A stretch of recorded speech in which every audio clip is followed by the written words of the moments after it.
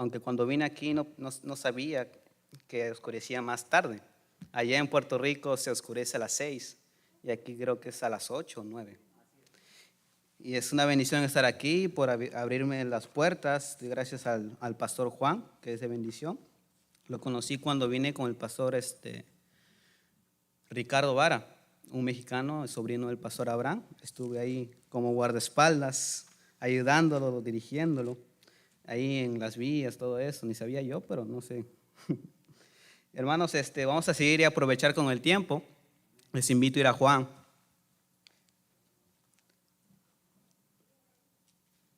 Vamos al libro de Juan, hermanos. Yo estuve meditando en este libro. El libro de Juan.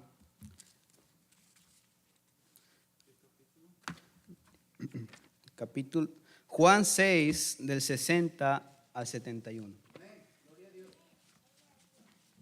Amén. Juan 6, del 60 al 61. Por reverencia a la palabra del Señor, les invito a ponerse de pie, si su salud lo permite. Y voy a leer un versículo, usted es el siguiente, y al final lo decimos todos. Juan 6, del 60 al 71. Dice, palabras de vida eterna. Al oírlas, muchos de sus discípulos dijeron, dura es esta palabra, ¿quién la puede oír? Sabiendo Jesús en sí mismo que sus discípulos murmuraban de esto, les dijo, ¿esto os ofende? Pues, ¿qué? Si viereis al Hijo del Hombre subir a donde estaba primero.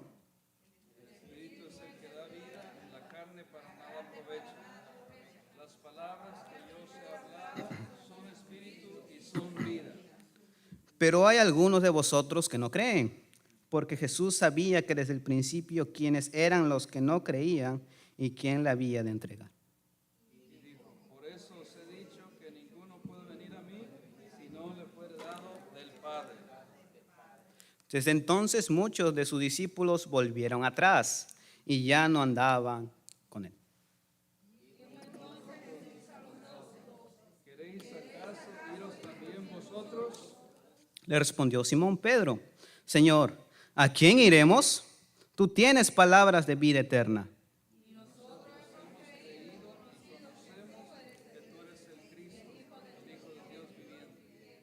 Jesús le respondió, no os he escogido yo a vosotros los 12, y uno de vosotros es diablo.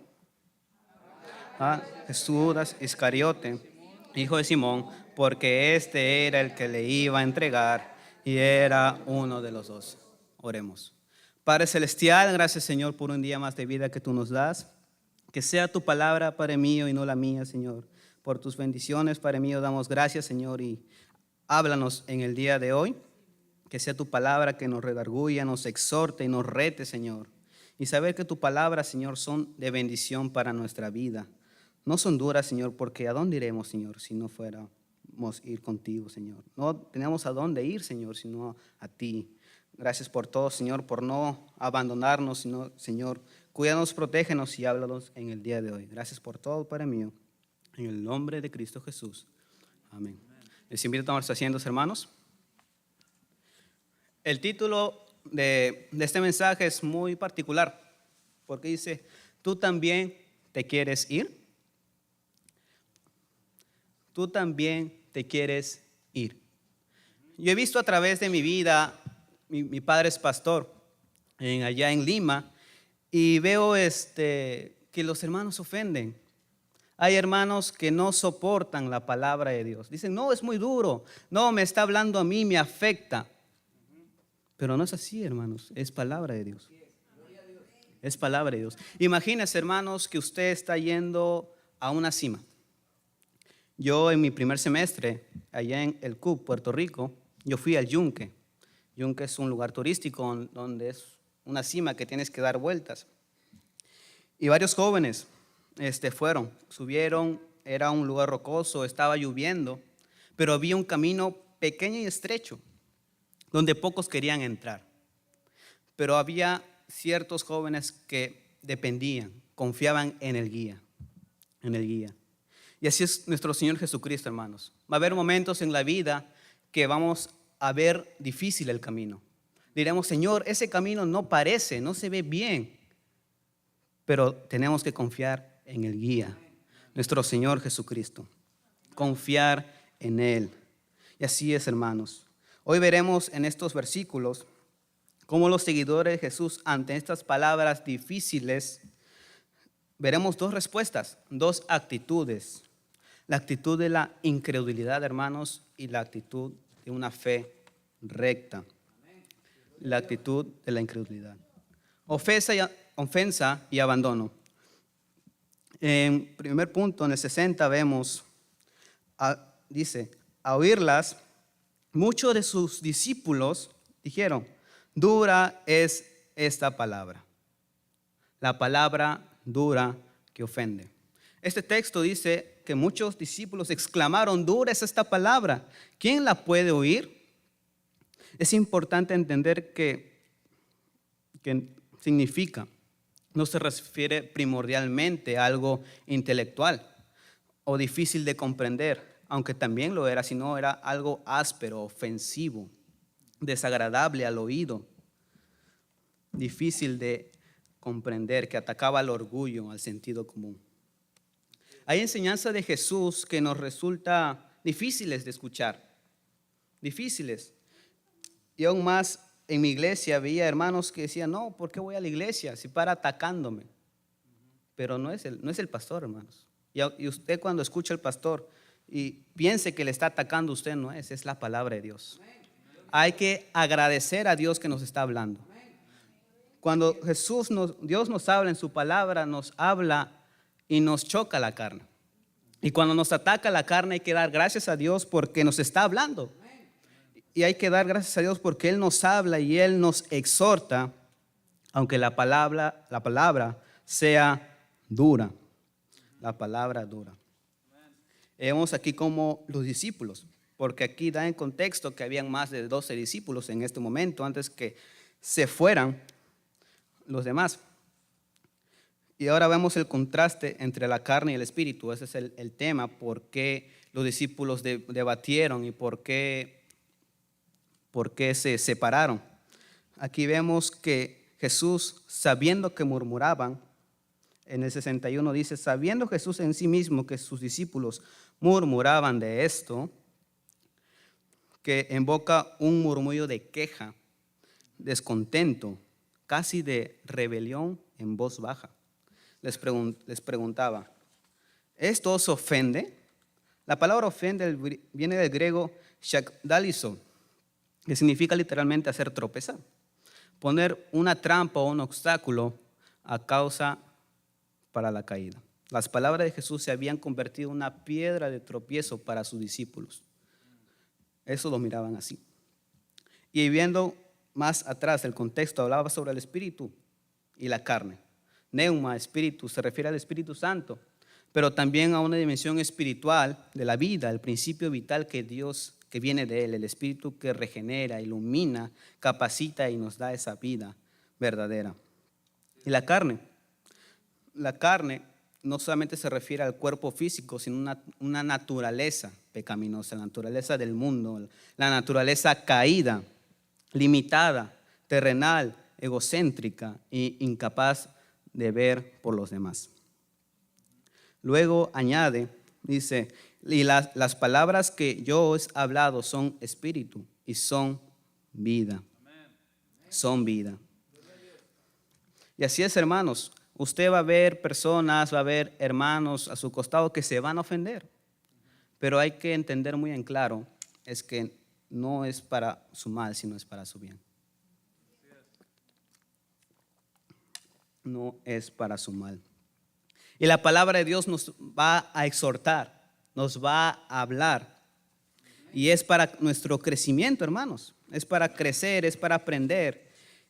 Y estos discípulos habían visto la palabra de Dios como palabras duras. Porque el que estaba mal no eran las palabras de Jesús, sino eran ellos. Su corazón no receptivo a la palabra de Dios. El otro punto vamos a ver el abandono inevitable de la fe superficial. En el 64-66 dice, pero hay algunos de vosotros que no creen, porque Jesús sabía desde el principio quiénes eran los que no creían y quién le había de entregar, hablando de Judas. Y dijo: por eso os he dicho que ninguno puede venir a mí si no le fuere dado del Padre. Desde entonces muchos de sus discípulos volvieron atrás y ya no andaban con él. Va a haber hermanos que se van a ir de la iglesia, se van a ir al ministerio. Dirás, porque no me cae el pastor o porque no me tratan bien. Es mentira. Van a haber hermanos que van a abandonar el servicio al Señor. Estamos en una época, yo me incluyo, la época del cristal, algo así, la generación del cristal. Ya no se les puede decir nada, ya no se les puede exhortar, hablar a los jóvenes. Yo soy joven, tengo 19 años, soy el más joven del club, soy el baby del club, dirían algunos. Todos cuando yo llegué tenían 22, 27, 30, yo llegué a los 17 años. Doy gracias a Dios porque mi padre me aconsejó cuando quería tomar o escoger mis dos carreras, o música o el ministerio. Y él me recomendó: pon a Dios en primer lugar. Lo puse a Dios en primer lugar y Dios dijo: no hay vuelta atrás. Me dieron la visa, me dieron todo, hermanos, fue de bendición. Todo pasó en meses. Me dieron la visa en un mes, el pasaporte. Todo ha sido una bendición, hermanos. Y doy gracias a Dios porque los planes de Dios son mejores y son perfectos y no me arrepiento de haberle servido al Señor. Es una bendición, hermanos. Dios no paga mal. Dios es un Dios justo y Dios bendice a sus siervos. Y así es, hermanos. Estamos en una generación de cristal, una generación que no quieren recibir el consejo, que quieren hacer lo que les pegue la regalada gana, como dicen allá en Perú. Y hay que hablar la palabra de Dios. Que la palabra de Dios redarguya. Jóvenes de mi edad o menos están rebeldes, hermanos. No quieren escuchar. Prefieren lo material. Prefieren ganar dinero, el dinero y más dinero. Cuando llegué por primera vez, vi a jóvenes casi de mi edad, ya con carros, trocas, como dicen aquí los mexicanos, o camionetas. Uy, yo a mi edad apenas sobrevivo, pero Dios es bueno, hermanos. Y ver cómo yo he puesto mis ojos en Jesús. No en lo terrenal, hermanos, porque esto va a acabar. Y doy gracias a Dios que Él me ha dado la oportunidad de servirle. Y así es, hermanos, como Dios nos habla y hay que orar por esta generación. Se ha puesto más difícil, se ha puesto muy difícil y hay que orar porque la palabra no hay que cambiarla, hermanos. La actitud, cómo hay que hablar con los demás es la misma. En los tiempos de Jesús también había personas sensibles, personas que no podían aceptar la palabra de Dios. Hasta los mismos fariseos no aceptaban a Jesús porque les hablaba la verdad, les hablaba sin pelos en la lengua, como dicen allá. Y Jesús hablaba así, sepulcros blanqueados, le dijo a los fariseos. Palabras fuertes, hermanos, porque ellos se creían puros, limpios, pero por dentro no estaban bien con Dios. No estaban bien con Dios. Y así es como tenemos un trabajo, hermanos, de predicar como es la palabra de Dios, como es. No podemos suavizar, no podemos ablandar, no podemos suavizar la palabra de Dios. La palabra de Dios es la misma, hermanos, y la palabra de Dios se tiene que decir como se ha escrito, se ha dicho. Y así es, hermanos. Y esa es la actitud que no debemos de tomar, la de la incredulidad. Pero hay otra actitud, la actitud de la fe genuina. En el versículo 67 al 69, versículo 67 al 69 dice: dijo entonces Jesús a los 12, a los que habían quedado: ¿queréis acaso iros también vosotros? Le respondió Simón Pedro y dijo: Señor, ¿a quién iremos? Tú tienes palabras de vida eterna.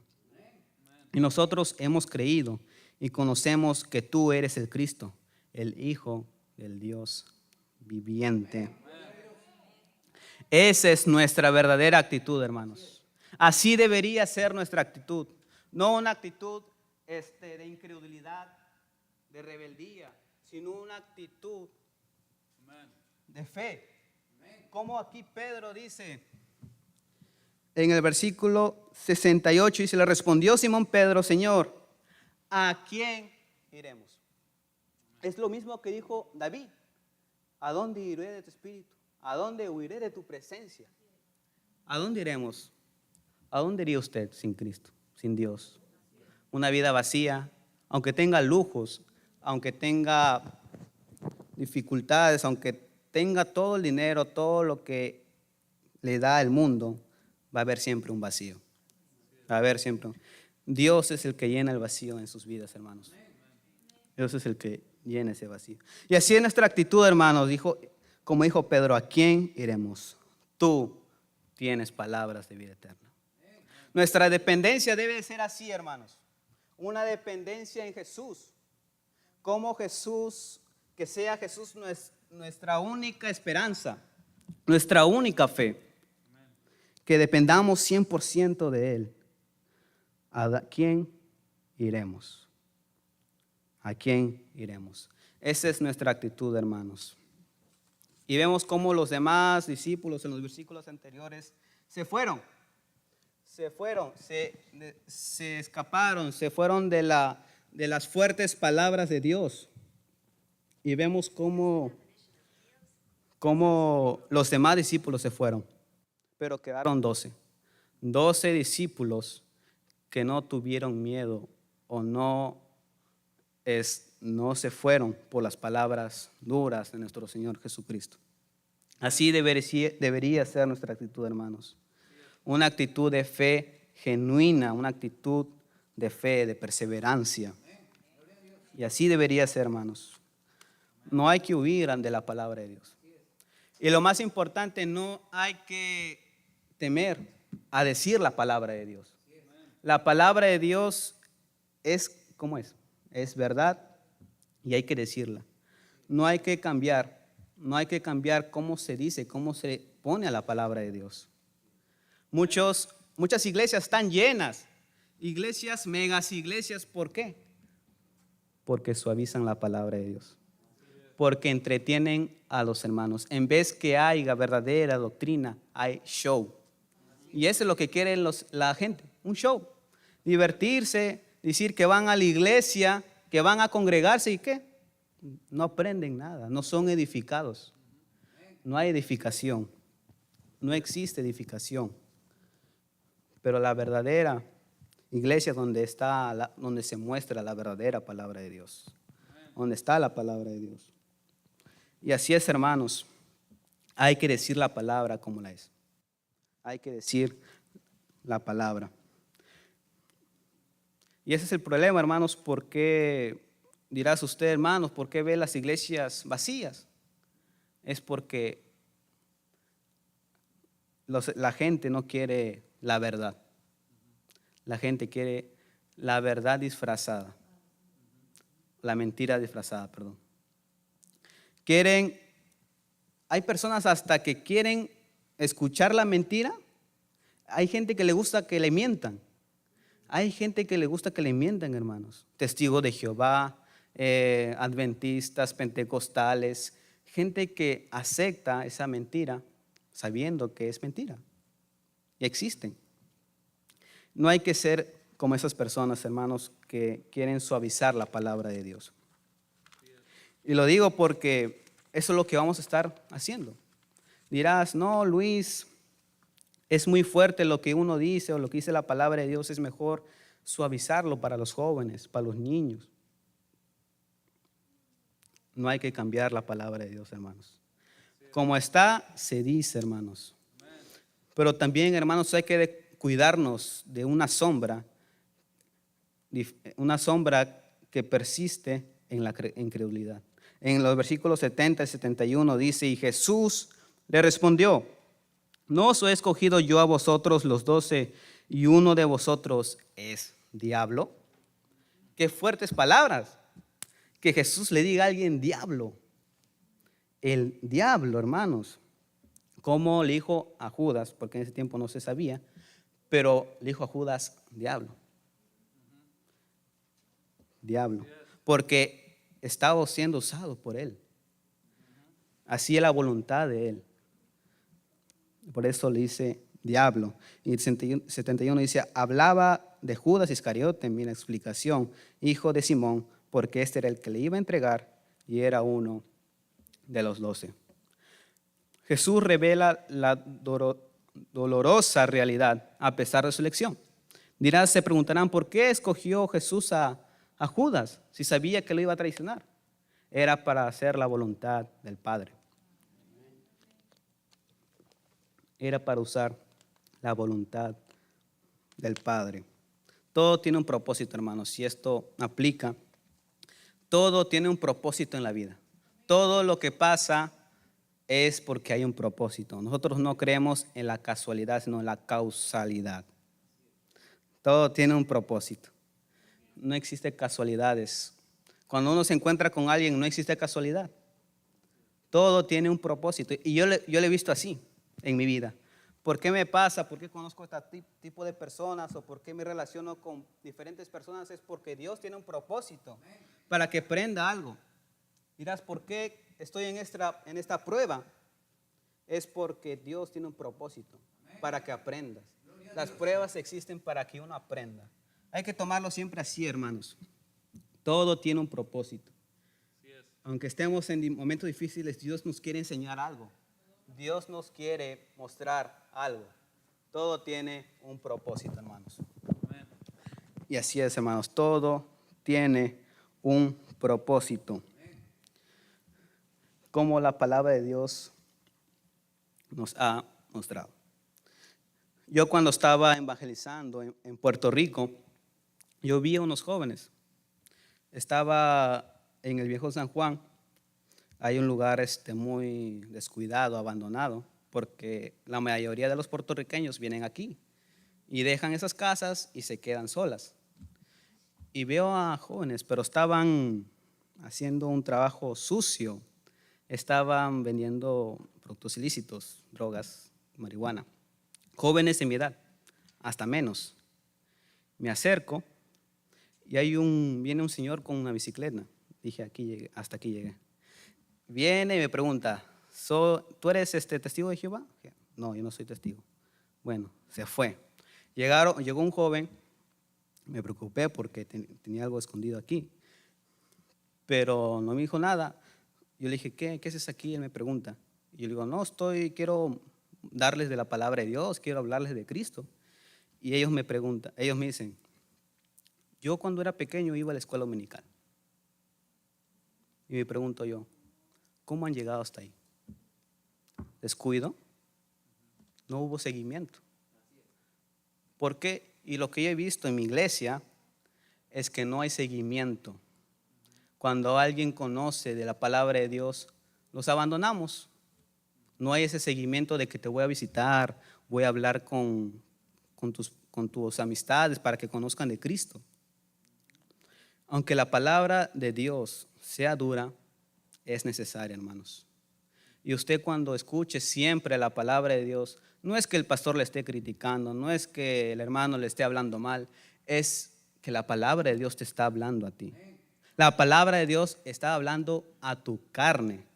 Yo he sentido, hermanos, que cuando habla o predican, siento como una incomodidad, pero yo veo que es la carne que se está incomodando, es cierto. Y hay que dar gracias a Dios. No se ponga sensible, no se ponga una persona vulnerable por la palabra de Dios. Acéptela de la mejor manera. Si Jesús no se inmutó a esta actitud, esta niñez, igual nosotros. Hay que ver ese ejemplo de Jesús. No dio paso atrás. Él dijo lo que tuvo que decir y no se arrepintió de lo que dijo. Porque Jesús estaba hablando palabras de vida eterna. Palabras de vida eterna, hermanos. Y así es como Pedro lo tomó.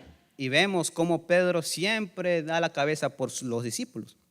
Y aquí la dio y dijo una gran pregunta. ¿A quién iremos?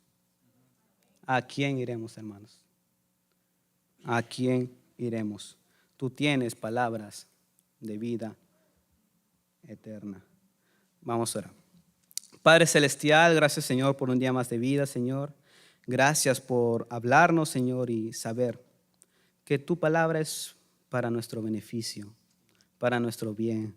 Aunque sean palabras duras para nuestros oídos, son de edificación para nuestras almas, Señor.